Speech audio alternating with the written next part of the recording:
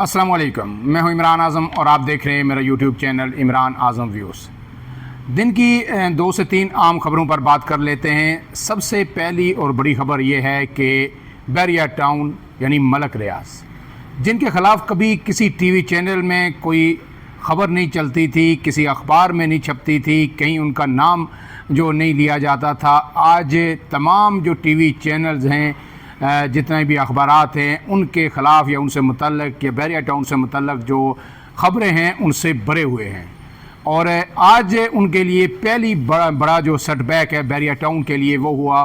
कि आज नैब ने 7 तारीख मुकर्रर की थी बैरिया टाउन की जो 6 प्रॉपर्टीज़ हैं उनकी नीलामी के लिए।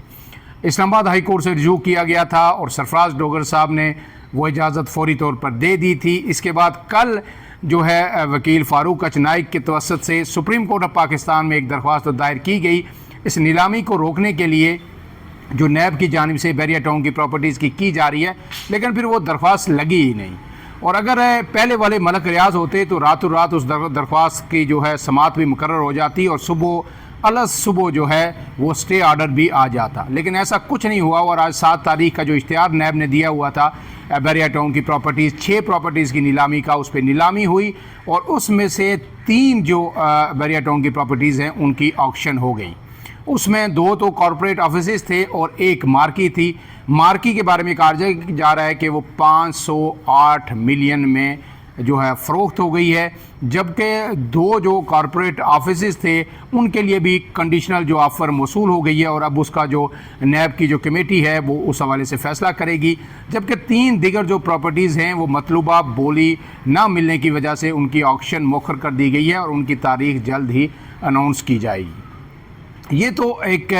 पहली खबर थी। अब इसके साथ साथ आपको पता है कि 2 ट्वीट्स जो है गुज़श्ता 2 दिनों से शहर इक़्तिदार में उनकी बाज़गश्त है। उन दोनों ट्वीट्स के अब आफ्टर शॉक्स आ रहे हैं। एक था मलक रियाज का जो उन्होंने ट्वीट किया, लंबा चौड़ा वो ट्वीट था जिसमें उन्होंने अदारों से भी गुजारिश की, अपनी खिदमात भी बैरिया टाउन की पाकिस्तान के लिए गिनवाई और मुस्तकबिल में भी पाकिस्तान में काम करने की ख्वाहिश का इज़हार किया। और उन्होंने कहा है कि मैं इस मुल्क के लिए और इस मुल्क के मुक़्तदर अदारों के लिए अपना तन मन धन सब कुछ कुर्बान करने के लिए तैयार हूँ और जो कमिटमेंट करूँगा, जो आर्बिट्रेशन होगी उस पर पूरा उतरूँगा। बेशुमार बातें उन्होंने इसमें की। अब वो जो इससे ये ताबीर किया जा रहा था कि मलक रियाज ने हाथ खड़े कर दिए हैं और वो जो कुछ रियासत उनसे चाह रही थी उसके लिए वो तैयार हो गए। ये तो अभी कहना कबल अज़ वक्त होगा, लेकिन इससे पहले आपने देखा कि मलक रियाज ने एक ट्वीट इससे पहले भी किया था कि ओवर माई डेड बॉडी, यानी वो ये कह रहे थे कि उन्हें कहा जा रहा है कि इमरान खान के ख़िलाफ़ वादा माफ़ गवाह बने,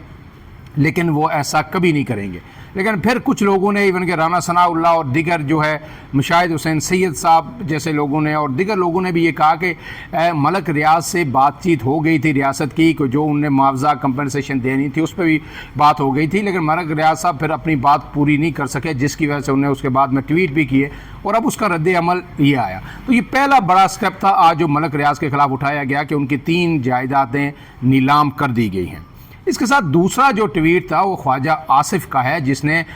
थरथली इस वक्त शहर इक़्तिदार में, इक़्तिदार के ऐवानों में, पार्लियामेंट में, ब्यूरोक्रेसी में, हर दफ्तर में जहाँ पे जाएं यही चीज़ डिस्कस हो रही है और उसने थरथली एक मचाई हुई है। उनका ट्वीट आपको पता है कि लुबे लबाबा उसका ये था कि इस मुल्क की ब्यूरोक्रेसी इस हद तक करप्ट है कि सब ने अब जो है पुर्तगाल में अपनी जायदादें बना ली हैं और अब वो शहरियत लेने के लिए तैयार है, यानी जो ये रिटायर्ड होंगे या उससे पहले भी वो अपनी शहरियत वहाँ पे लेंगे। पुर्तगाल आपको पता है कि यूरोपीय यूनियन का एक मुल्क है और यूरोपीय यूनियन में तकरीबन 28 के करीब जो है ममालिक इसमें हैं और अगर आपको किसी एक यूरोपीय यूनियन के मुल्क की शहरियत मिल जाती है तो आप आज़ादाना तौर पर तमाम उन यूरोपीय यूनियन के ममालिक में जा सकते हैं। इनमें फ़्रांस भी है, जर्मनी भी है,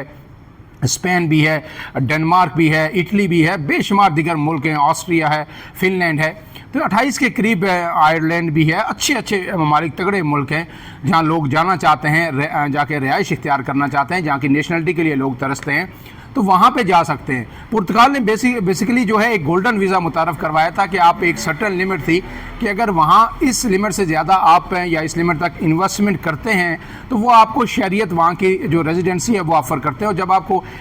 جو ہے کسی ایک ملک کی یورپی یونین کے جو ممالک ہیں اس کی شہریت مل جاتی ہے تو آپ کہیں بھی جو ہے آپ پوری یورپی یونین کے شہری کہلاتے ہیں، وہ تمام چیزیں آپ کو وہ فیسلٹیز اویل کر سکتے ہیں۔ تو اسی لیے اب لوگوں نے جو ہے پرتگال جانا شروع کیا ہے، اور اسی طرح خواجہ آصف نے اشارہ کیا اور انہوں نے کہا ہے کہ سیاستدان تو بچا کھچا کھاتے ہیں، بیوروکریسی ہی اصل جو ہے فائدے اٹھاتے ہیں۔ اس سے پہلے بھی بار بار سیاستدان یا قومی اسمبلی کے اراکین یہ کہتے رہے ہیں کہ جناب ایک سیکٹری کی تنخواہ جو ہے نا 8-8 10-10 12-12 لاکھ ہے، اور ہم 1.5 سے 2 لاکھ ایک ہیں رکن اسمبلی تنخواہ لے رہا ہے۔ اسی لیے اب ان کی تنخواہیں بڑھا کے جو ہے 5 لاکھ تک کر دی گئی ہیں، جبکہ چیئرمین سینٹ اور اسپیکر قومی اسمبلی کی تنخواہ اس وقت 19 لاکھ کے قریب ہے، جو تمام الاؤنسز ملا کے۔ تو اب یہ سوال یہ پیدا ہوتا ہے کہ خواجہ آصف صاحب کو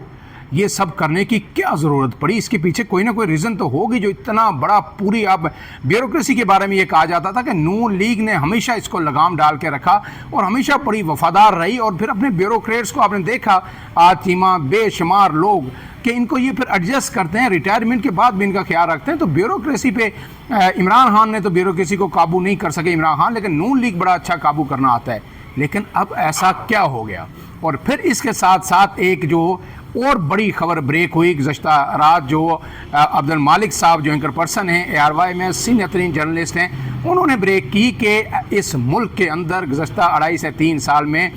2000 ارب روپے کی کرپشن ہوئی ہے۔ اور یہ معاملہ انہوں نے یہ بتایا کہ اس وقت سامنے آیا جب مئی جون کے دوران ایک اعلیٰ سطح میٹنگ ہوئی، اور اس میں جب باتیں کھلیں تو سامنے آیا کہ یہ جو اراکین پارلیمنٹ کے فنڈز ہیں، سینٹرز کے، صوبائی اسمبلی کے ممبران کے، قومی اسمبلی کے ممبران کے، یہ تمام ان میں جو ہے 2000 ارب سے زیادہ کا خردبد ہو چکا ہے۔ اس میں بیوروکریسی بھی انوالو ہے، اس میں کنٹریکٹرز جو بڑے بڑے ہیں وہ بھی انوالو ہیں، اور نہ صرف یہ بلکہ اس میں اداروں کے کچھ لوگ بھی انوالو ہیں، اور اس کے بعد ادارے بھی حرکت میں آئے، اور اب ابتدائی طور پر 2 طرح کی فہرستیں اسی مرتب کی جا رہی ہیں۔ ایک میں پہلی فہرست جو 500 لوگوں کی ہے، اور ان 100 لوگوں کی، ان بڑے 500 مگر مچھوں کی ہے کہ جن سے کم 500 ارب روپے ریکور ہو سکتے ہیں، اور اس کے بعد دوسرے مرحلے میں دیگر لوگوں کی فہرستیں سامنے آئیں گے اور ان پہ ہاتھ ڈالا جائے گا۔ تو یہ بہت بڑا اسکیم ہے جب آپ ایک یہ ہائبرڈ نظام جب یہ بات کرتا ہے کہ یہاں پہ جی کفایت چاری بھی ہے، شفافیت بھی ہے، کرپشن سے پاک ایک نظام کی ہم نے بنیاد رکھتی ہے، گڈ گورننس بھی ہے۔ تو ایک گڈ گورننس کے اندر وزیر دفاع ملک کا یہ کہہ رہا ہے کہ جناب اس ملک کی آدھے سے زیادہ بیوروکریسی پرتگال میں جو ہے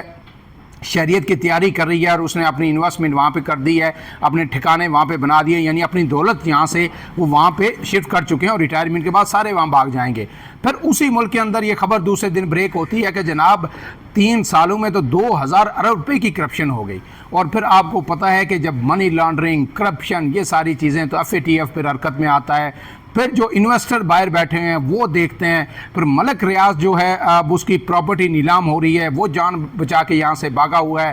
تو پھر انویسٹمنٹ کی صورتحال کیا ہوگی؟ یہ اس کے لیے مجھے جو زیادہ راکٹ سائنس نہیں ہے کہ آپ سمجھ نہ سکیں کہ پھر کیسے اس ملک میں سرمایہ آئے گا اور کاروبار آگے چلے گا۔ اب اس سارے ٹویٹ کے بعد جو خواجہ آصف نے کیا، اس وقت کی جو صورتحال ہے کہ بیوروکریسی مکمل طور پر ناراض ہو چکی، اور بیوروکریٹس نے اس پہ رد عمل بھی دیا، لوگوں سے بھی دیا، صحافیوں سے بھی گفتگو کرتے ہوئے دیا، اور انہیں کہا کہ سراسر بے بنیاد اور جھوٹے الزام ہیں۔ اپنی نااہلی کو چھپانے کے لیے جو کام یہ نہیں کر سکتے، اس کو چھپانے کے لیے بیوروکریسی کو جو ہے بدنام کیا جا رہا ہے۔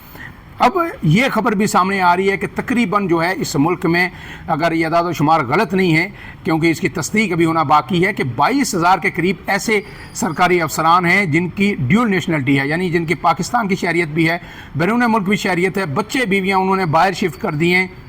اور جب وہ ریٹائر ہوتے ہیں تو سب کچھ بیچ بچا کے یہاں سے جو ملتا ہے تو وہ باہر چلے جاتے ہیں۔ گویا ان سیاستدانوں کو، ان بیوروکریٹس کو، ان بڑے لوگوں کو، ججز کو، جنرلوں کو، سب کو یہ یقین ہو چکا ہے کہ اس ملک کا مستقبل کوئی نہیں ہے، یہ مستقبل یہ ٹھیک ہونے والا ملک نہیں ہے۔ اس لیے وہ سیکنڈ آپشن ہمیشہ رکھتے ہیں اور باہر نیشنلٹیز لے لیتے ہیں، اور اپنے بچوں کو جو ہے باہر بھیج دیتے ہیں، اور پھر جب ریٹائر ہو کے خود بھی وہاں پہ چلے جاتے ہیں، بچوں کا یہ بندوبست یہ پہلے سے کر کے رکھتے ہیں۔ اب اس میں جو کچھ ہماری بات ہوئی کچھ تجزیہ کاروں سے اور کچھ جو اندر کی خبریں جو لوگوں کے پاس ہوتی ہیں ان سے پوچھا کہ یار یہ کیا ہو رہا ہے، یک دم جو کہہ رہے تھے سب سسٹم انڈر کنٹرول ہے، سب کچھ اچھا ہے، Imran Khan P T I جو ہے گھبرائی ہوئی ہے تو حکومت بڑی کمفرٹیبل ہے، تو یہ ایسا لگ رہا ہے کہ اب تو یہ سسٹم گھبرا گیا ہے۔ تو انہوں نے کہا یار ایک بات یہ آپ سمجھیں کہ آپ کو پتہ ہے ایک محاورہ ہے کہ جب کوئی جہاز ڈوبنے لگتا ہے تو سب سے پہلے چوہے جو ہیں وہ اسے چھلانگ لگا دیتے ہیں، اور چوہوں کو پہلے سے علم ہو جاتا ہے کہ جہاز ڈوبنے والا ہے، اور وہ نئے جو مسکن کی تلاش میں نکل پڑتے ہیں۔ اور دوسری کہہ رہے ہیں پیرامیٹر آپ یہ رکھ لیں کہ بیوروکریسی کب بات نہیں سنتی۔ دو ہی صورتوں میں عام فہم جو لوگوں کو پتہ ہے کہ بیوروکریسی صرف اس وقت بات نہیں سنتی کہ خاص کر کے بیوروکریٹ جو سیکٹریز بنتے ہیں یہ 58 59 یا 60 یا کوئی آخری سال میں سیکٹری بنتا ہے، کوئی ایک سال پہلے بنتا ہے، تو جو نیب کا ایک جو ہے اوپر ایک رکھا گیا ہے امبریلا، اور کرپشن کے اداروں کا، اینٹی کرپشن کا، کہ جو بھی کوئی ذرا سا کام کرتا ہے تو وہ نیب اس کو اٹھا کے لے جاتی ہے جی کرپشن میں۔ اس لیے پچھلے کئی سالوں سے جب سے یہ نیب کا دندہ شروع ہوا ہے اس ملک کے اندر جو بیوروکریسی ہے وہ کئی مہینوں تک اور ایون کہ سالوں تک جو ہے وہ ایک فائل پہ سائن نہیں کرتے۔ ان کا طریقہ واردات یہ ہے کہ فائل ایک سے دوسرے ٹیبل پہ بھیج دیں، دوسرے سے تیسرے پہ بھیج دیں، اور یہ جو آخری سال 2 سال میں ہوتے ہیں یہ سیکٹریز، یہ تو ہاتھ ہی نہیں لگاتے، یہ کہتے ہیں ہم نے سائن کر دیا، چاہے جتنی نیک نیتی سے کر دیا، کل اگر کچھ اس میں ہوا تو ہم ہی پھنسیں گے۔ اس لیے ان کی خواہش ہوتی ہے کہ ادھر سے ٹالتے رہیں اور کسی طرح ہمارا ٹائم پورا ہو اور ہم نکل جائیں۔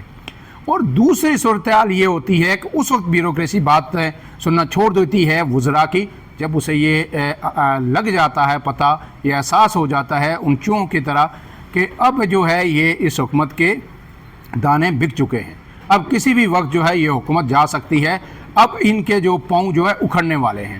تو واقفان حال یہ کہتے ہیں کہ اس وقت جو صورتحال ہے، یہ جو کرپشن کے الزامات باہر آ رہے ہیں اور جو پھر اس حد تک بیوروکریسی تنگ ہو گئی، یہ حکومت اور یہ وزراء اور خواجہ آصف جیسے طاقتور لوگ کہ اب انہیں کھل کر اپنی حکومت کے خلاف چارج شیٹ پیش کرنا پڑی۔ آپ اگر کہیں کہ آپ کی بیوروکریسی اس قدر کرپٹ ہے، وہ آپ کے قابو میں نہیں آ رہی اور باہر جائیدادیں بنا رہی ہے، منی لانڈرنگ کا اعتراف آپ کر رہے ہیں، ایک وزیر دفاع کے منی لانڈرنگ کر رہی ہے، تو پھر آپ کی حکومت کی کیا آئینی اور اخلاقی حیثیت یا حکومت کرنے کا جواز کیا رہ جاتا ہے، یا اس کی کریڈیبلٹی کیا رہ جاتی ہے؟ اور اب اس کے ساتھ ساتھ